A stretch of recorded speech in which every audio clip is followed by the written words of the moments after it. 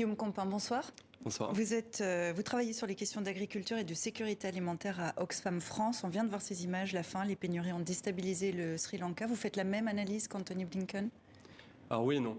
On fait la même analyse dans le sens où effectivement l'inflation sur les denrées alimentaires est galopante à travers le monde et que certains pays sont particulièrement vulnérables, notamment en raison de leur dépendance aux importations par exemple de blé. C'est le cas en partie du Sri Lanka, c'est le cas dans beaucoup de pays par exemple du Proche-Orient ou du Maghreb également.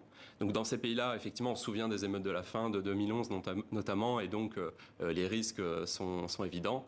Dans d'autres régions du monde, en réalité, l'inflation, elle est présente depuis bien avant la guerre en Ukraine et touche d'autres denrées. Par exemple, en Afrique de l'Ouest, le maïs a augmenté de 30% en 5 ans, le riz de 20%. Donc en fait, ces risques de crise ne sont pas forcément liés uniquement au blé et à la guerre en Ukraine, mais existent depuis... mais est-ce que quand même vous dites que ce qui est arrivé au Sri Lanka pourrait arriver dans d'autres pays? Vous vous y préparez à Oxfam France?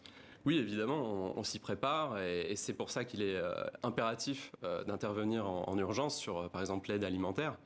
Aujourd'hui, les appels alimentaires dans le monde des Nations Unies montent à peu près 45 milliards de dollars et seulement environ 20% ont été atteints. Donc on appelle les pays donateurs aussi à faire un gros effort pour combler ces déficits.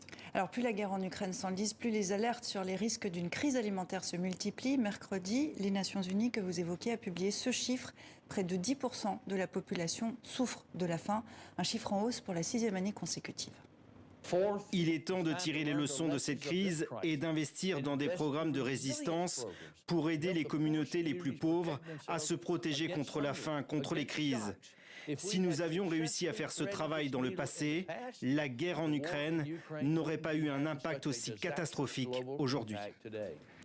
828 millions de personnes ont été touchées par la faim l'an dernier, 2021. La guerre en Ukraine n'est donc pas la seule cause, c'est ce que vous nous disiez tout à l'heure. Quelles sont les autres ? Alors, chez Oxfam, on a l'habitude de parler du cocktail des 3C. Alors, ça n'a rien de réjouissant, c'est plus en lien avec l'effet cocktail qu'on peut retrouver en médecine, c'est-à-dire que plusieurs facteurs vont s'accumuler et créer les situations dramatiques qu'on observe aujourd'hui.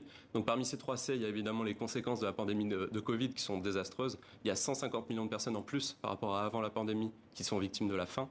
Ensuite, ce sont les conflits. 2 tiers des personnes en insécurité alimentaire dans le monde se situent dans des régions où des conflits font rage. Et évidemment, le changement climatique, puisque les conséquences du réchauffement climatique, notamment en termes de sécheresse et d'aridification des sols, est terrible, notamment au Sahel.